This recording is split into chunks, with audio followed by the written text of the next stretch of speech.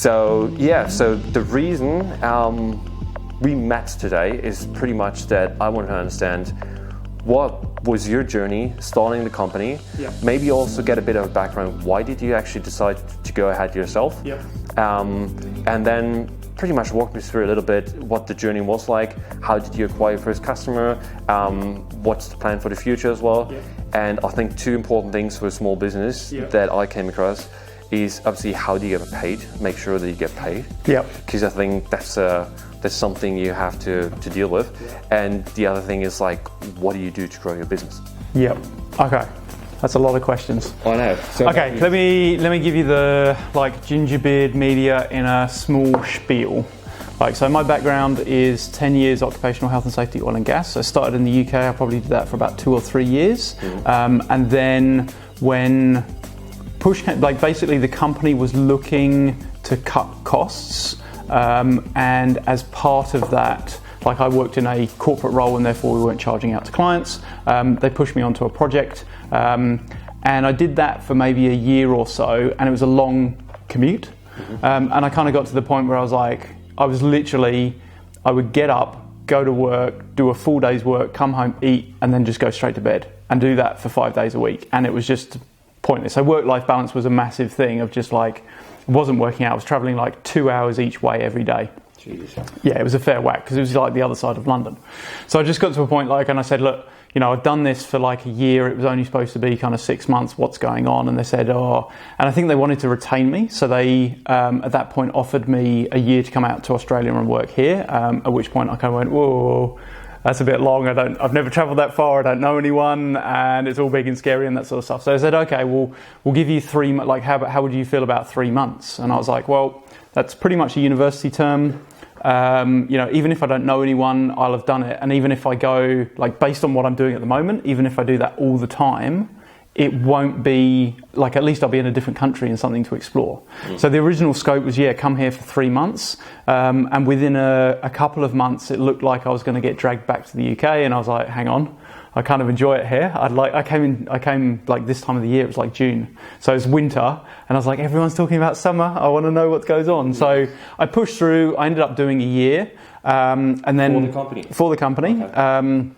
So I was on a 457 visa, and then that year was up, and the English side kind of came back and said, are you coming back? And I was like, I'll just do another year. So that was 2. I did 2, and then the project that I was working on was starting to come to a close. The installation from that was starting to go ahead. We were in the design phase, and I didn't cover the installation. And by then I got headhunted. I moved companies. I started to run. I was the regional lead. It sounds impressive. It wasn't that impressive. It was just more of the title. It was a smaller company, still working within that, but I basically worked for them for another 3 years. And then I moved again to another company. I wanted to get experience in offshore, actual construction work within HSC. So I'd done a lot of design, so tools, systems, processes, cultural stuff. And then, I moved to this next company, and it just didn't really work out. I feel that I've always been quite a top performer, and then I switched this company, and suddenly I was performance managed, and it was just what is going on? I've never had this problem. I felt like I wasn't supported, and I just got to a point, and it was basically frustration. I got to a point where I was coming home from work. I was walking around this footy over 5 times before going to find dinner because I was just so stressed and so unhappy. It wasn't a fun few months. And to be honest, it wasn't until after I left that I realised that it wasn't actually me. It was people within the organisation. And strangely, even though I saw other people quit from the same thing, I didn't actually nail it down. I nailed it to the individual rather than to the organisation. Okay. So I got to a point where I just kind of was just why? Why am I doing this? I'm not enjoying it. The pay was really good, and that was something that kind of kept me there. But I was just I'm not getting any younger. I don't actually have any financial commitments, i.e. I don't have a mortgage, I'm not married, I don't have children, I don't have that sort of... My responsibility is pay rent, pay food, pay, that sort of real easy stuff. So I was what's the worst that can happen? Now, at the same time, I had kind of pushed a bit more with this idea. Like, I started off just shooting photography. I still am part of a CrossFit gym. It's more of a community style business, and I started to go in there, and like, I've always taken photos. I've shot a bit of video at this time, and this would have been maybe 6-7 years ago, something like that. And I kind of was shooting this stuff, and I'd give them the photos or give them the video, and they would put it up, and all their members would be like, "Oh, this is really good." And eventually we kind of came to a deal that, I would, we would kind of swap services. Like, I'd do a bit of work for them, I'd go to the gym for free and that sort of thing. But the interesting thing that kind of caught at the same time I was frustrated with this work situation is more and more people were like, "Oh, this is what you do for work. Like, you're a photographer, you shoot video." And I was like, no, I do other stuff. And they're like, "Oh," because they're only seeing like one side of you. But did they actually come to you in regards to, "Oh, could you help us doing X, Y, Z," or was it just like the excitement? I had a few people who kind of came up and said like, "Can you help?" and this sort of thing. But no. But I guess all this kind of conflict in my head just came to a point where I was like, literally like, I am not getting any younger, and there's a bunch of people who say like, "Do you do this for work?" So it can't be too bad. So I actually quit that main job to do nothing. I was just like, "I'm fed up, I've had enough, I'm just going to do nothing." And I did as well. Yeah, and from there, I gave them, I think, 6 weeks. Within 3 weeks, they actually offered me another position. So they offered me like a subcontracting position working out on site, which I took. So I worked 3 days on, 7 days off, or 3 days on, 7 days off. No, it was 3 days on. It was like every fortnight I would work 3 days. Okay.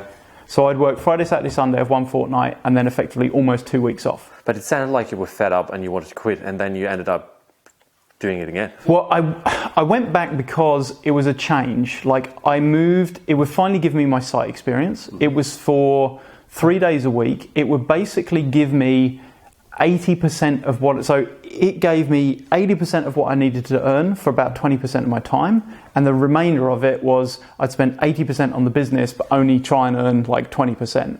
So effectively for that year that I worked for them on that position, it was already paid for within that job. I was extremely lucky to be in that position, and not many people get it.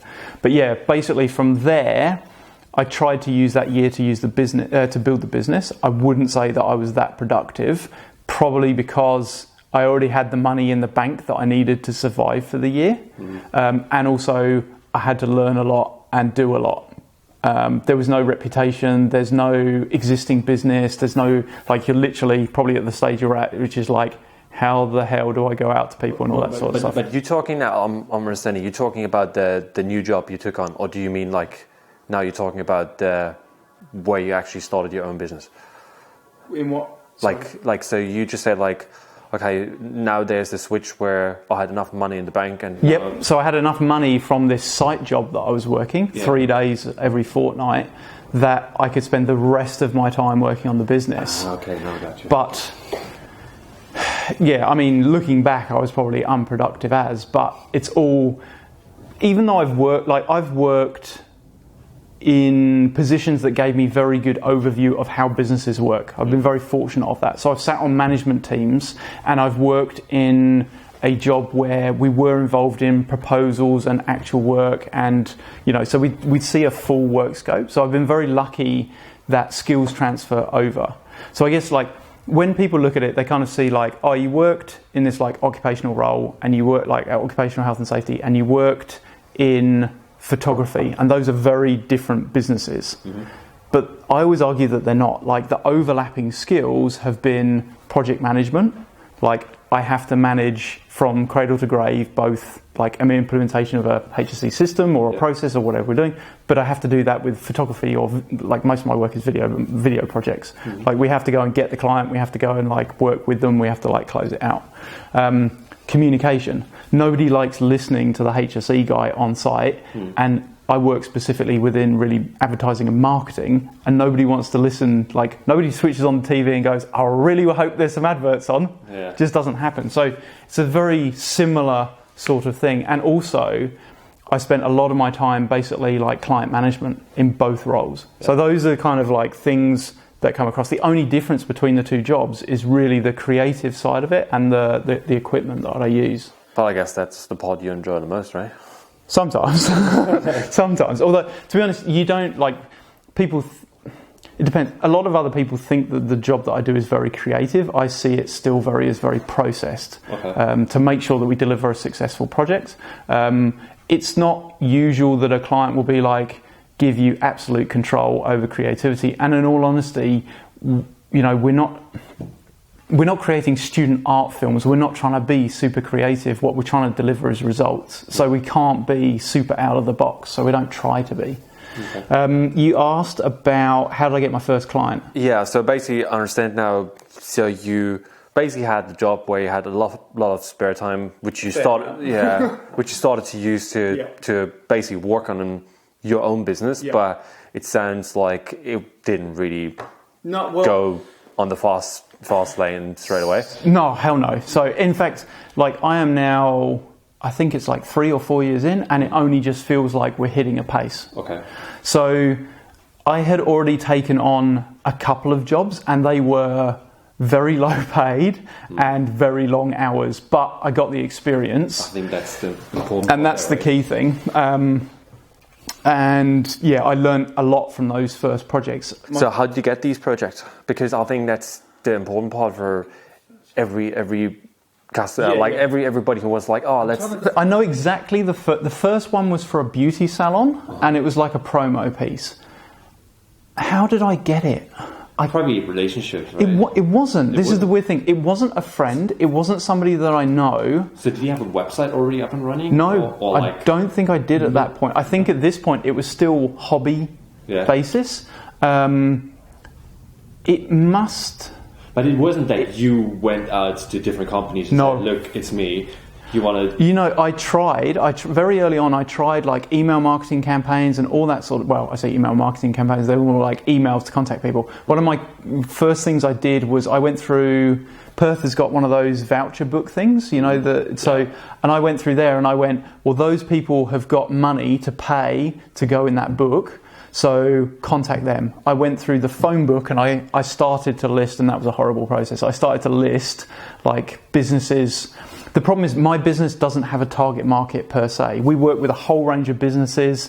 Like we've kind of firmed up the target market situation now, but it's not like we're a wedding video business. Now those guys will target probably predominantly women and predominantly probably between the ages of say like 22 and 35. That's a good bulk that you know that you're going to be after. Okay. Describe an average small business owner. I've worked with the big boys. I've worked with like Toyota, Bridgestone, Stockland. Now those are very corporate pieces, but then I've worked with that beauty salon as the first place. I worked with CrossFit gyms, probably because I've got a fair basis in CrossFit. I've worked with motorcycle detailing a couple of weeks ago, a scrapbooking business. It completely ranges, and that's probably one of the troubles that I have of trying to get people. Okay, so let's say first job, beauty salon, worked out well. I guess they were quite happy, right? They were and they weren't. Before I shot with them, so it's like somebody presenting, and then we put some pieces over the top. So I did pretty much the same process I have now. We write a script beforehand, we plan everything out, and I predominantly do that because I want to make sure that we don't have problems from the client's end. They know what they're going to get, and I know that I don't have scope creep. So that written document that we deliver really helps define the contract, as it were, as to what we're going to do. Before I shot, I showed a screenshot of what it was going to look like and got approval and all those sort of things. And then after I'd done all the editing, the business owner was like, I don't like it. Jesus. And I said, I can't do it. Like, I'd spent so many hours on this thing, but I said, I can't do anything unless you pay more money, because I gave you what you wanted. Yeah, I showed you, you approved it, we did it, and all of this sort of thing. But yeah, it was, I probably shot, so that original project I shot, it probably took me 8 hours to shoot the thing. in for something that I would now probably shoot in. I'd say I probably could shoot the same thing in 2. We could do a better version in 3 and 4, sort of thing. Wow. And editing wise, I don't even want to hazard a guess. It was probably like a full week's worth of editing, and something that now again I would probably bring in like 2 to 4 hours done. Wow. And so coming from that experience, Yep. how was it like? How did you get the next customer on? Do you remember that? Like, were you at this stage already where you started to build your Facebook page, your website? Facebook has always been an important component of what I do. Okay. And I guess I've seen the business grow in sort of stages. So the Facebook, I've always sort of pushed stuff out on Facebook, and to start with, it was anything and everything that I was doing. It didn't matter whether it was paid or unpaid. It was just about putting content out there about what we were doing and why we were doing it. I did realize, like, I knew early on that like logos, websites, all that sort of presence was very important. So I got that sorted out very quickly. And I'd also learned from that first project about when you do get things like logos, thinking about where you're going to use them and how you're going to use them. It's crazy how many businesses I work with who you go, can you send me through your branding? And they give you a logo that's like this big. And it may be on a coloured background or something like that. And it's like, how do you use that anywhere else? So thinking about foreseeing that I was going to use my logo not just on paper media but also on videos, and meant that it completely changed the way that it was. Okay. So yeah. So you got basically to the stage, you got a first customer, and they were like, "Oh mate, it's picking up," and now let's. No, it didn't for ages. It didn't. I can't remember what. I can't even remember. Because like, if I put my mind together, I'm like, okay, what you have to do is build credibility. So if someone is starting to search, okay, I need someone who can film and edit and prepare that. If I go out there and I find a horrible website, a shitty Facebook page, or maybe just an email address, I wouldn't bother going. No, so brand image is a lot. Super important, right? Yeah, I get so much feedback without prompting, and I think that's the important part, of people saying like, I love your branding and I love your website. I think, to be honest, the website isn't super duper modern, but I think it is easy to navigate, and I think like I spend a lot of time updating it. I'm consistently going out. One other comment that I get from people, and that's usually through people that I know, but also when I catch up with clients, is you look busy. Like, I am always putting stuff out on social media. To do that, I spend a lot of time, like I do write articles a lot that go on my website. So I guess I subscribe to the content marketing type piece about putting content out about just anything. And that's probably something that I've changed more recently, or maybe over the last couple of years, has been I spent a lot of time putting out only clients' work. But now I spend a lot of time putting like videos of me talking about things, because it shows a knowledge that you've got, and people, that's what builds the trust. And so when people hop onto your Facebook, they start to actually learn why they should come and do business with you, rather than just effectively my business website and Facebook could just look like a show reel. It could be like advertise this business, this business, this business. And that's fine. It's free advertising for my clients, which is good to a point, but it doesn't actually advertise me. So I've had to spend a lot of time thinking about like video. So the last video I put out like for myself was talking about Facebook cover videos. So, you know, the little banner image. Facebook has now implemented those for cover videos, and it's surprising. I had 3 people phone me up and say, hey, how do we do this? So I'm starting to see that I'm becoming like a knowledge leader. I hate to use all these like Gary Vaynerchuk horrible words, but yeah, people actually start to recognize the value in the brand. Okay. And I don't know if I answered your question there. No, I kind of went off on a spiel. But let's say you finish the project with your first client. Yeah. So if I think about it, it's like, okay, now let's send them an invoice. Oh, that means I need a registered business. Yes. That means I have to go probably do heaps of administration work. Not really. Fairly. Business is relatively simple, okay. But I would get some advice on what type of business to register. Okay.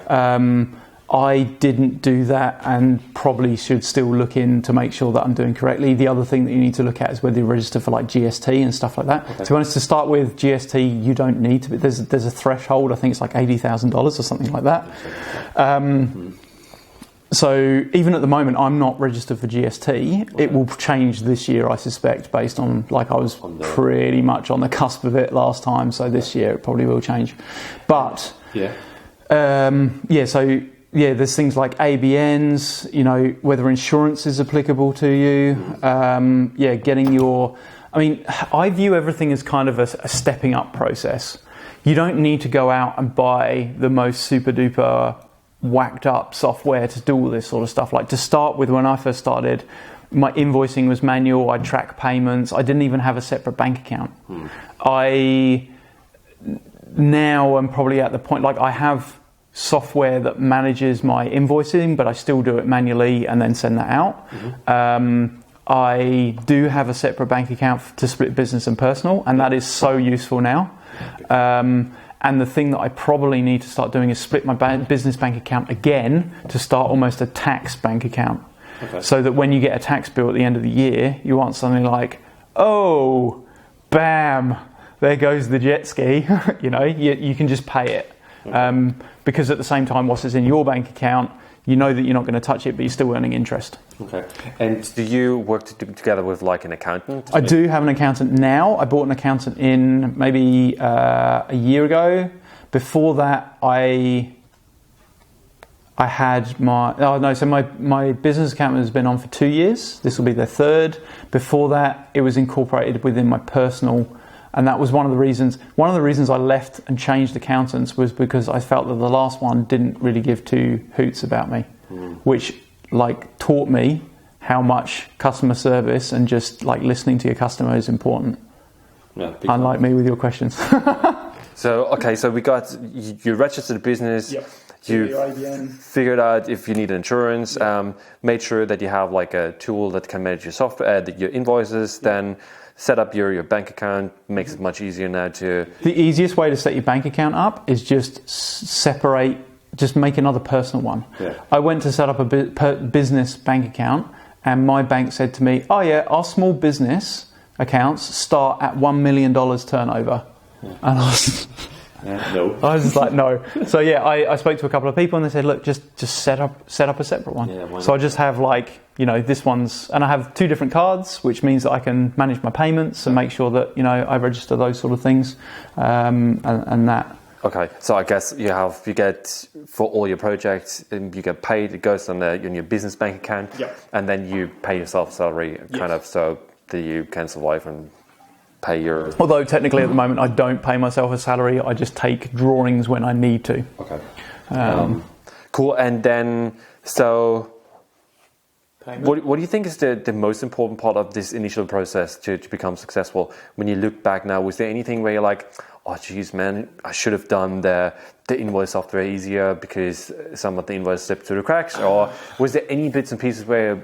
No, I actually think I did it in the right order. Okay. I think like you can run a lot of kind of tracks at the same time. So like I think branding is important, and spend the money getting someone to help you with branding. Okay. I have had so many people come through to me and saying like, do you do logos and stuff like that? And it's like, a logo is more than just a picture that represents your business. You need to invest in branding, because branding covers, you know, what clothes you wear, what your website looks like. It feeds into so many different places. I think having a website that really represents your business is important. And again, though the website is probably one area where I think you can save money. I think when you're starting up, you can do it yourself. So long as you're relatively technology minded. I think like have a look at Squarespace is good for websites, along with like Wix is the other one that most people use. Wix is better if you want customization, but I think Squarespace is a lot just out of the box, looks more professional. You just don't get as many options with it. But for most businesses, you don't need that much to start with, and it's not expensive. And yeah, what's the cost? Do you roughly have, like, is it like you pay a subscription fee? Oh, for a website, it's usually, I think with Squarespace, sponsor me Squarespace, at the moment it's usually you pay for the website. They'll actually give you a web address for, like, they'll register the web address for free. So you rent the web address for 3, 5 or 10 years, I think it is. And the website is like an ongoing annual piece. So the website address you basically rent, and that's just directs you, and then your website host will just hold on to all your data on your website. Okay. And you see this as a critical part, right, to build the trust? I think it is, because the first thing that people do now check your website. Is literally, if they want something, is start Googling. Yeah. Which is why, again, content marketing is important, because it starts to get people involved, and then, like, it gets you noticed on web pages. Right. And like you just mentioned, like marketing in general. Do you have what's your strategy now? Pain in the okay. Just send emails to everybody and hope for the best. My marketing falls probably into I guess 3 categories. Google AdWords, which is where I probably spend a fair amount of money. Does it work? Yes. So people come actually through Google So AdWords to I think that they're all different reasons why they work. So Google is good for, I don't know anyone I'm looking for, and they go on the computer and they search for it. You've got to have your keywords like correct in there. You'll get a million phone calls from people saying, like, we can sell you this sort of stuff, but I think with all this stuff, again, it's step. Anything is better than nothing. So like, you'll always have people who are trying to sell you on AdWords, and they can do it for you. But if you're smart enough, you'll be able to do it, figure it out for yourself. Okay. And as long as you set your parameters for spending, relatively well, then you should do all right. Okay, and then so the idea is there basically you build your website, you make it look professional, you build trust by having some reference on the website and so on, and then start your Google AdWords campaign so you actually get some traction on your website. Correct. So people start calling you, emailing you, saying, look, I want to do X, Y, Z, can you help me? Yeah. Okay, what else do you do on the marketing side? The second thing is Facebook. Okay. Facebook, I think, is better at targeting to people. So I feel like Google is almost like a pull. So as in, people need to be searching for you to be shown to them. Facebook is more of a push message, because you're saying, I want, using their marketing, like their sponsored posts, you can actually say, I want male, female, 25 to 35, living in this area, blah, blah, but then it gets in their feed more. You'll probably find that you need to tweak it and things like that as to, what. So behind my business, I actually have a number of kind of categories set up, so different posts will go to different people. Be aware that you can do dark posts. So everyone thinks that you can just post onto your timeline and then, you sponsor that post. What you can do behind the scenes is actually set up a post that is not shown on your timeline and just goes out to people. Oh, really? Yeah. Okay. So it's known as a dark post. Okay. Good to know. Didn't you? For you, Instagram is probably not that applicable, because Instagram is very image driven. So photographers, it's very good. Yeah. But, and I think that's a key point, is think about where your sort of target market are. The common one I get with people is, we target like big companies, they don't go on Facebook. Yeah. And I'm like, where do you think all the people who work in the companies go when they go home? They go on Facebook. When they're sitting at Friday and it's 3:00 and they're like wasting time, they're wasting time on Facebook. So don't, like, if you're going after big companies, still think about using these platforms. LinkedIn I don't really use LinkedIn. I don't think it's super appropriate for me. Small business owners aren't on LinkedIn. Corporate people are on LinkedIn. So again, if you're chasing corporate people, LinkedIn, it's probably low tier. I don't rate it that much. And the final thing is obviously word of mouth, which is weirdly hard to generate. It depends on the business that you're running, right? For my business, when I get a referral, it's very rare, but it is then quite strong, because not that many people need a business videographer. Nobody, no. But when they need one, they need a good one, and they're willing to spend for it, or hopefully that's the plan. Okay. Because like before I came here and thought about your business, I was like, okay, probably one of the best things to get more customer is you do a project that's say for, I don't know, like say a hospital, and they're like super happy because their branding like the image gets better and so on. So once you have done this, what we used to do anyways, or what many companies do, is try to get this customer as a reference customer, so you can put it on your website and use basically the work you did there to promote the kind of niche you target, and then go after what I was thinking, go after same clients in the same sector, because saying like, look, I did this, it's amazing. What do you think about it? So yes, when I've completed a project, I will always have clients' permission, but we will put it out and I will like boost it and promote it and that sort of stuff. I also make sure that we're tagging them back in because it starts to show up more and that sort of stuff. For them, it means free exposure, which for most of the businesses that I'm working for, bam, they love it because they're getting, I'm paying for their advertising. Do I then go and chase down other businesses? No.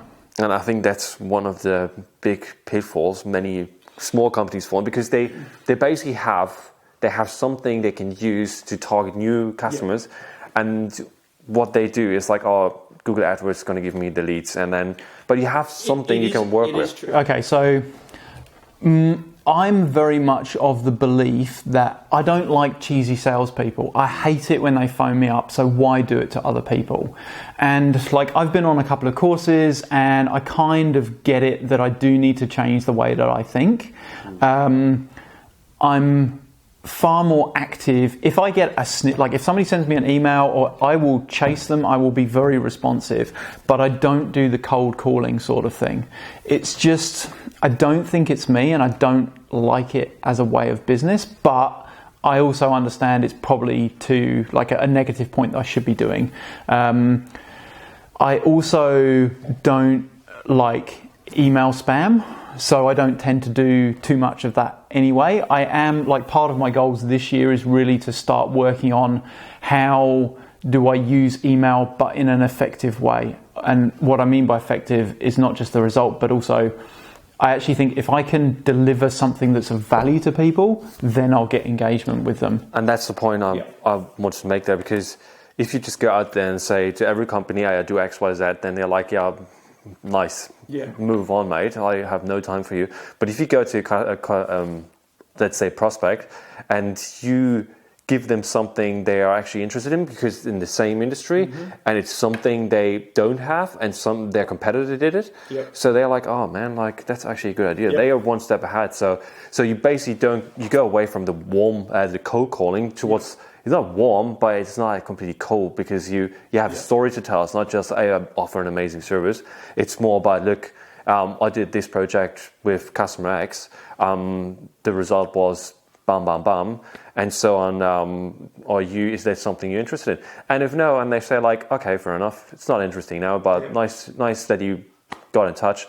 What many businesses or small businesses, I think, don't do as well is like, use this information and put it in your calendar or whatever, structure it so you call them actually after 3 months saying, hey mate, what's going on? Which is the importance of like, CRM stuff. That's where the CRM thing kicks in, exactly.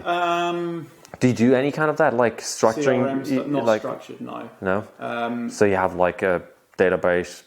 Nope. I guess like I structure... Behind the scenes, I have like, I guess, a project management system that kind of keeps a track on everything that I'm doing. That also logs expenses, timesheets, and that sort of stuff. And that's probably something to keep an eye on, because to start with, one thing I notice is you get to the end of the week as a startup business and go, where did my week go? Having to-dos and the fact that you've crossed things off is a good way of being like, okay, I have been productive, or I haven't and I need to do more. But yeah, I do log timesheets for tracking of projects and things like that. From a client perspective, it's relatively simplified for me. I'm kind of lucky, like most of my stuff comes in, so it will usually be an email or a phone call. And from there, we'll build like a document that provides a scope and a quotation. And from there, 90% of my clients go through. So I don't really like have to check. I'm very much of the belief, because I don't do the hard sell stuff, most people approach me. In fact, all of my clients approach me. I don't really go after them in any particular way other than they're always inquiries. So what that in my head says is you're pretty much sold unless I act like a muppet or I completely outprice myself. Because you've already phoned me, so you are interested. The question is how long will that quotation period go on for? And in some cases it's been like a year plus. They approach you and they approach me and then nothing happens. It takes a year. I'm finding things are speeding up as I go along. And I'm probably here's an interesting one. So in my email system, I literally have a box that's all my potential projects, all my currently worked on, and all my archive, and then like other stuff. And when I get to I'll just every couple of weeks go back through and be like, okay, is there anything I can like chase up or go on for? So it is a very unstructured system, but I'm probably so small that I don't need I don't have thousands and thousands of customers. I have like tens of customers, so it's pretty easy. I'm not like trying to sell fidget spinners like one off. I'm not trying to sell a pen and trying to track everywhere every one of those goes. You're getting shocked by this, aren't you? You're like, oh my god, get a CRM. But the worst. But one thing I have found is like when I chase people, this is really stupid, but I'll send them an email that I'll just say like, hey, I was just going back through, haven't heard from you. Can you let me know if you're interested in going forward with your project? If you're not, it's okay. I'll archive your request. As soon as you mention the word archive, people panic and they're like, oh yeah, we want to do that. Or no, we don't. You get an answer straight away. It's weird. But basically, once you say we're cutting you, they come back to you. There's actually it's called strip line. Is that what it is? It is actually a sales strategy you use. There you go. So basically you go to the customer and say, look, I don't feel that you're actually interested. I think I concentrate on other projects. And then they're like, what? Let's talk about it again. So you take it away from them. Funny enough that you... Oh, it's still going. I think this one should be there by now, no? You said they had 20 minutes left. I don't know how you can see that. That one's got 5 minutes. We've got 5 minutes on this one. This one's got 41. Okay. Should be fine. This one's got another 40 minutes. So let's wrap it up in like 5 minutes. So no, it's fine. It's fine? Okay. Because I've got this one, I just can't cut to that one. All right.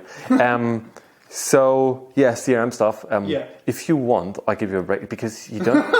Don't come in here and sell me on stuff. No, because you can't do it for free, man. It's like there's heaps of stuff out there that does it for free. But I don't know that and this is probably the biggest thing about small business, and I kind of touched on it earlier. But I think no. I think it's more when you're starting. It is a step-up process. People think you go from like here to here and it's like it suddenly takes off. Stuff doesn't. And I think like I've had arguments and discussions on this with lots of different people, but you need to work out what's right for you. Like to start with, there was no point in me paying for software and stuff like that. Now it's like, how do we even live without it? So I think it's understanding when you need to take the next jump. Like for me, I'm literally looking at the moment, I'm like, do I need someone else or do I not need someone else? And that's kind of a next step. I'm like, do I need to move into an office or that sort of stuff? So to start with, you need a logo, you need a website, you need all that sort of stuff. You need business cards, even then I've still got boxes of those. It's crazy. Take a box with you when you go. But I didn't need, I quibbled to start with whether I should pay for editing software. So my editing software I pay for on like a monthly basis because it's like on a cloud solution sort of thing. And it's like, I was like, do I need to pay for this? I don't even I would pay for it personally now. I don't care. It's part of my everyday life, but it's crazy. As a video business, that is a core component. And I was like, I'm not sure whether I want to spend, I think it's like $70 a month or something. So did you end up doing it? Yeah, of course I did. And now, was it? Yeah, because that's my core of my business. Yeah, I think about 9 months ago, I switched. So we used to do, we need clients to review their videos. And I was like, how do we do this? So I used to upload them to YouTube, keep them hidden, send them a link, and then they would comment. I put a little time code, so the numbers would always be ticking. I'll put this up here.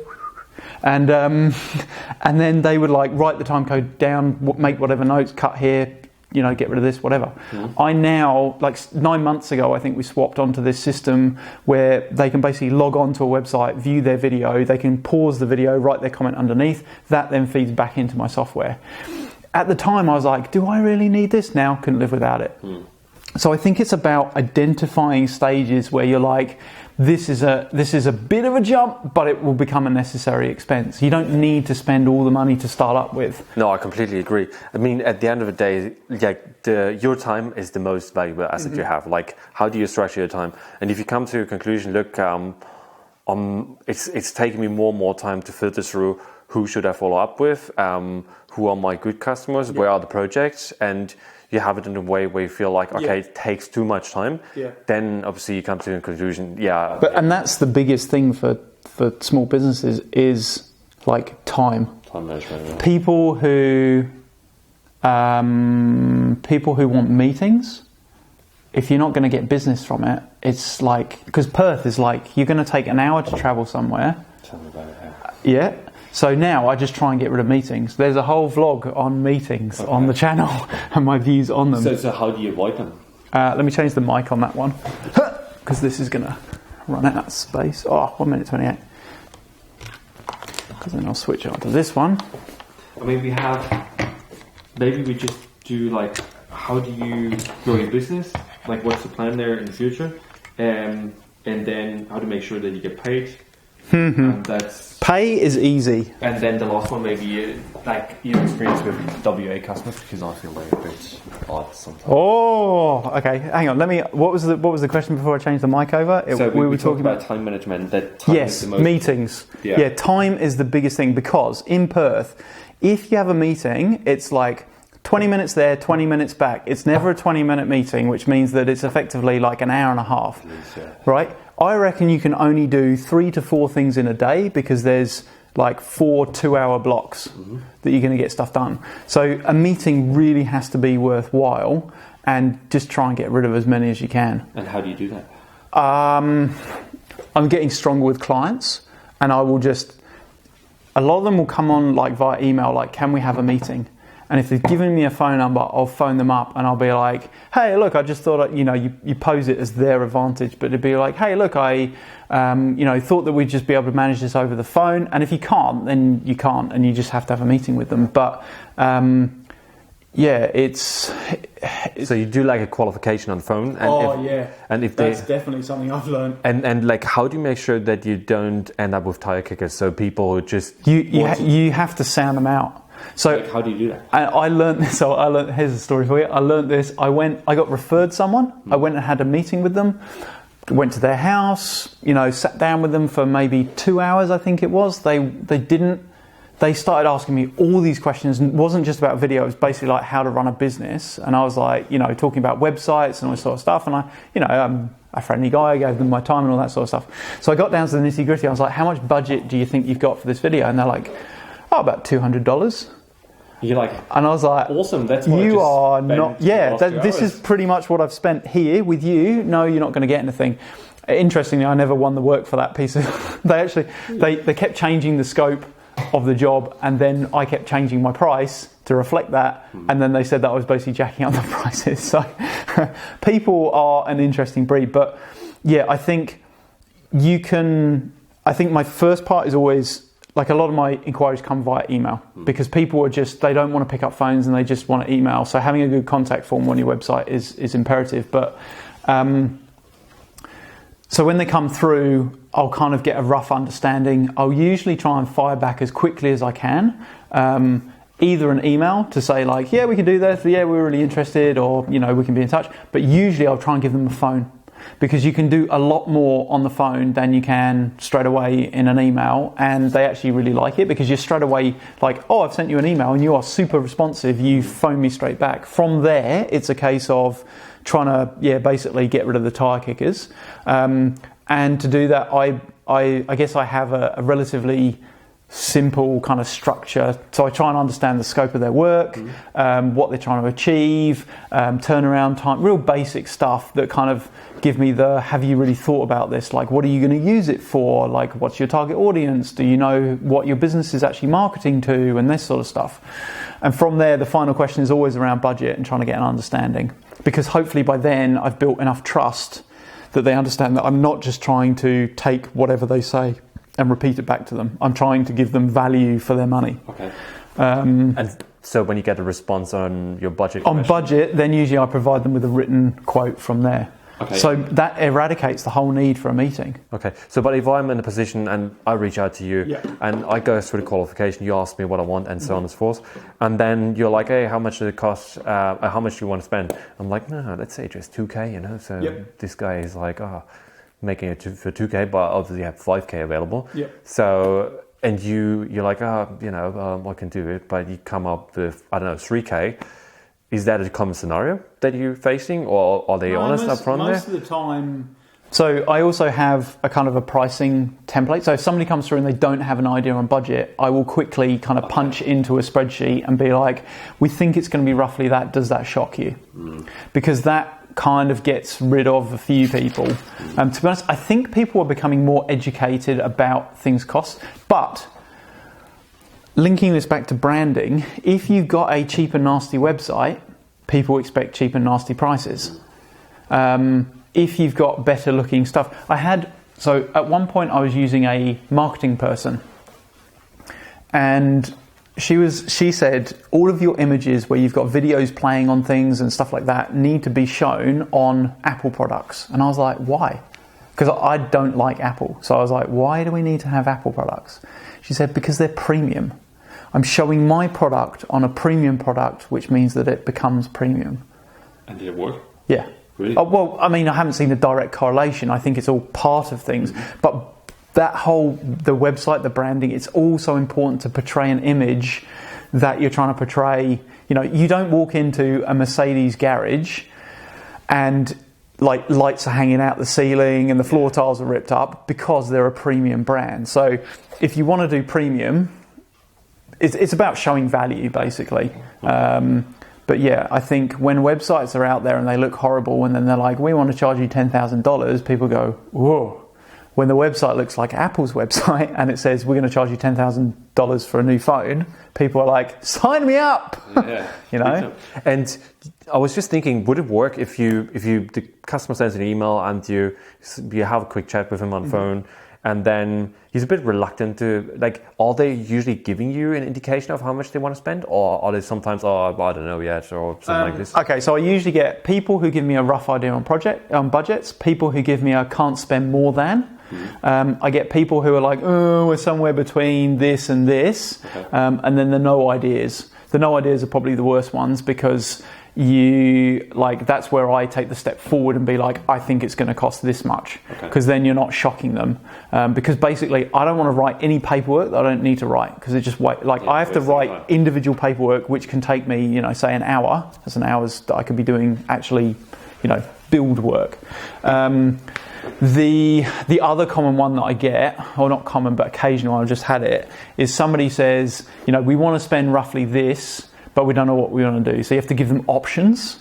That one's pretty painful because there's so many things that you can do. So you literally have to be like, here's an option, here's an option. Now what he said is, can we now have a meeting? So I think he's going to go forward. His budget isn't really, this is the other thing I've done, is set kind of a budget limit on where I think, so I say this is the line where I think a meeting is worthwhile chasing work for, and under this I'm like, no, I'm not going to have a meeting. That's cool. So with that, he's right on the line, and so I've said to him, I don't mind having a meeting, but can you come down this way? I think sometimes when we're starting up, we're too worried we want to go to the customer's always right, and we want to bend over backwards, and that's kind of good to a way, but I think sometimes the more firm you are with people, no, we're going to do it this way, this is our process, the more actually they kind of fall into line, the more they feel reassured that you know what you're doing. Sometimes you do actually need to take control of a customer to get what you want. But ultimately, I think it's not only to get what you want, it's to get a better product. Because sometimes I've had clients who take charge of things and you're like, this is going to go bad. Yeah. Okay. And you asked about growing the business. What's this like? Let's come to that last. You asked about getting money. Yeah. So for me, my product is very much like once you've got it, and there's no incentive now for you to pay. Like, it's not something I can take away from you. Once I've given you photos, once I've given you video, you're like, woohoo! No money for you. The way that I do it now is I take a deposit, and that's usually a percentage based on the work, and I take that up front, and that really is to cover. I do planning work, I do scripting, all that sort of stuff, even to the point that it should really cover that we do the shoot. Okay.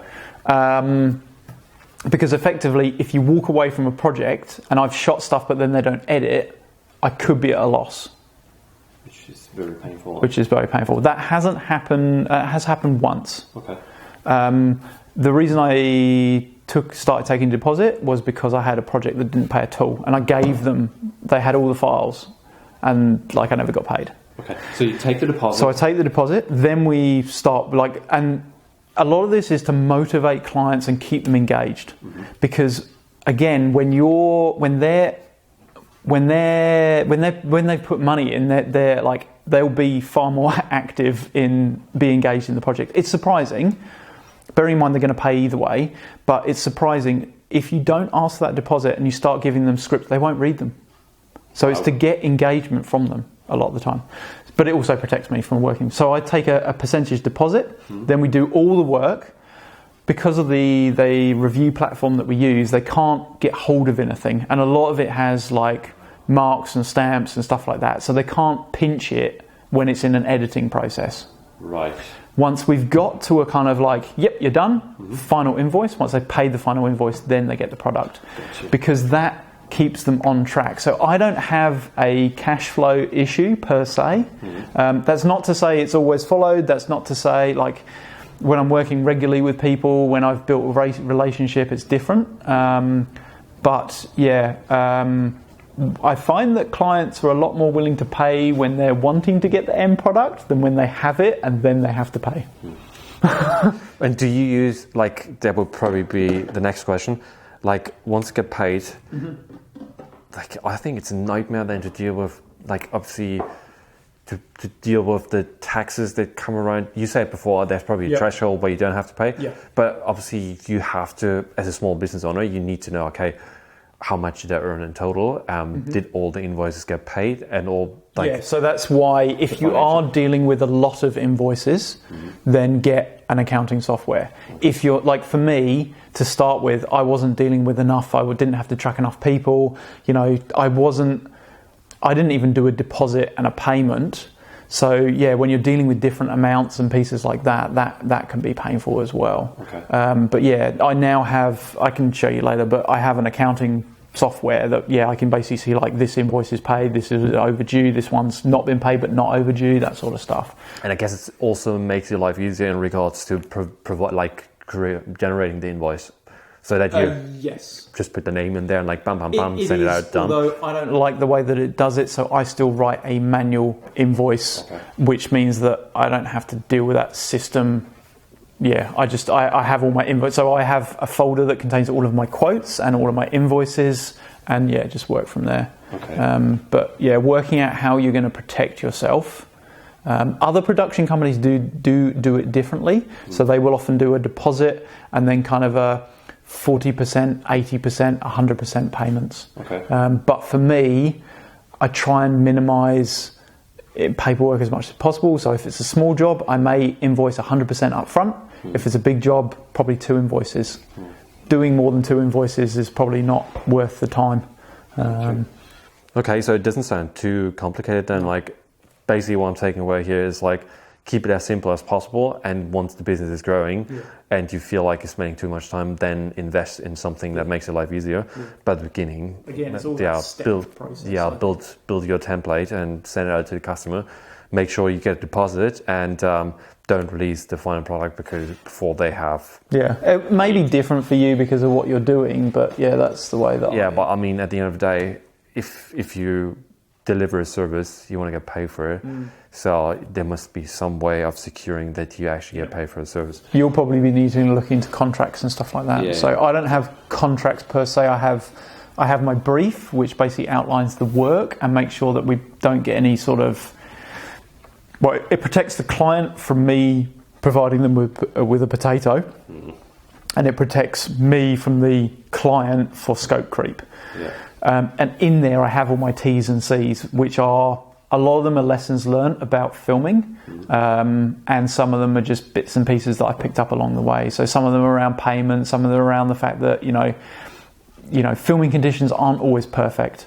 And we'll do our best, but we can't promise that we'll nail everything, that sort of stuff. And the T&Cs, did you actually get help to set them up? No, I started with a basic, and then I've built it as I've gone along. So, was it now 6 years in, it's like a page long of T&Cs. It's getting to the point where it's almost becoming the small print section, but it's not quite there. Cool. Thanks for sharing that. Future, yeah. What's the plan? Where do you see your business going? Okay, so... I'll split it up. The aim for this year has been very much focused, or should be focused, around value, in that I want to demonstrate to my clients value. I think by demonstrating value, I can therefore justify the charges, and therefore people don't kind of kick up as much of a fuss, and potentially you can charge more. I've already started to do that with things like my quoting. I'll break that down so they can actually see where everything's going, rather than just having a lump sum at the bottom and they're like, where does all that money go? I can actually say like, well, here's it in planning, here's it in shooting, here's it in that. And I'm still trying to bring up my value that I provide to my clients through sort of the videos that I put out on Facebook and things like that. What I'd love to do going forward is actually almost how does an average business owner shoot their own videos?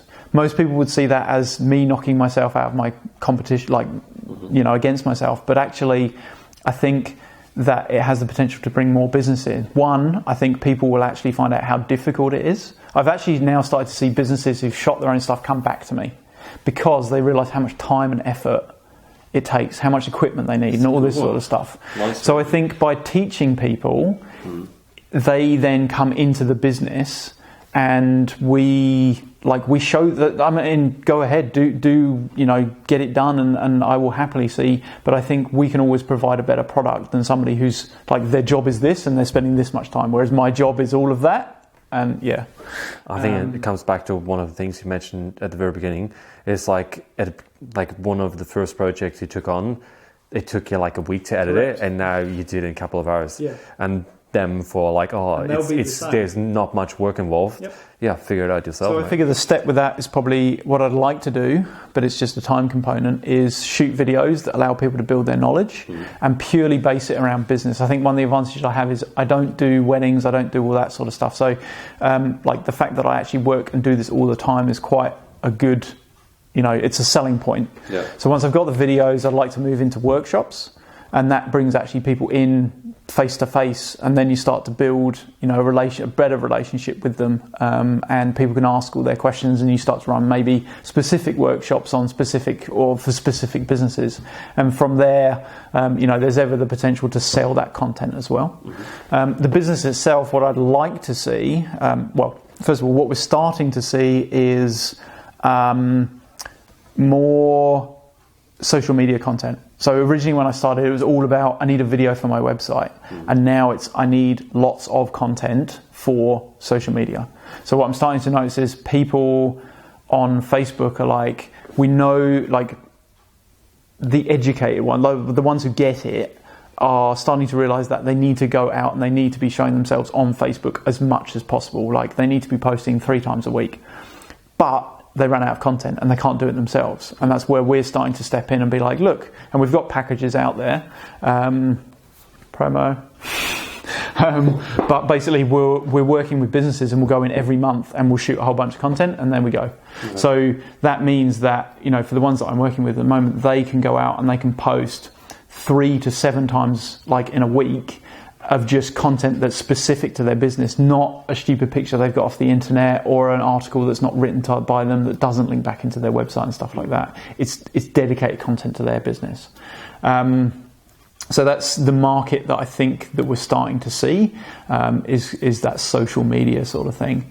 Where do I want to see it? Ideally, like what I'd love, the dream has always been, I want like an office area which allows kind of 3 to 4 people editing and shooting and basically working to their strengths. So if they're a good shooter, we'll send them shooting. If they're a good editor, you know, if they want to do a bit of both, and hopefully managing their own clients.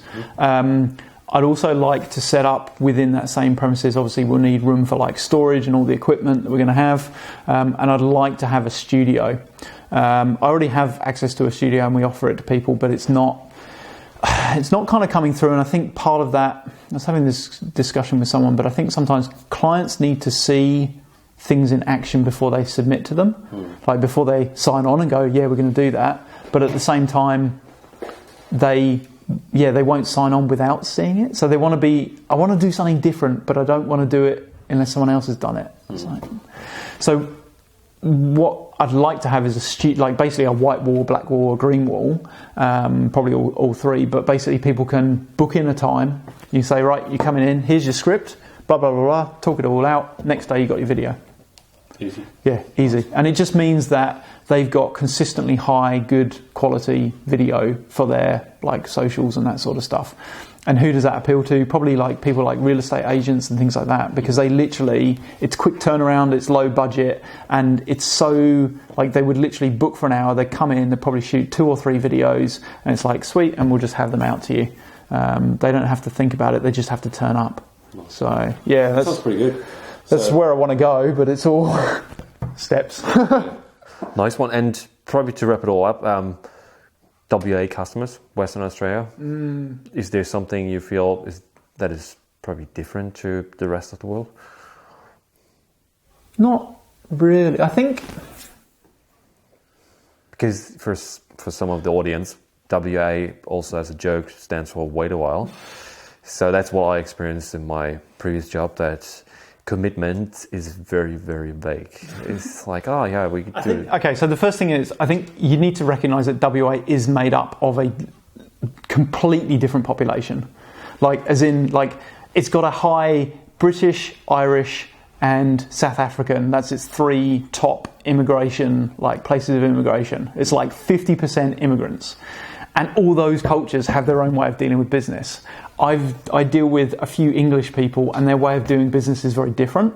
And then the Aussies are different again. So I think you've got to be adaptable to those cultures. And then, yeah, even then, like, we've got a high Asian population, and there's still an Indian population as well, like an Indian Pakistani population as well. So, like, yeah, everyone's got their own way of working. I think key to it is probably having confidence in yourself. And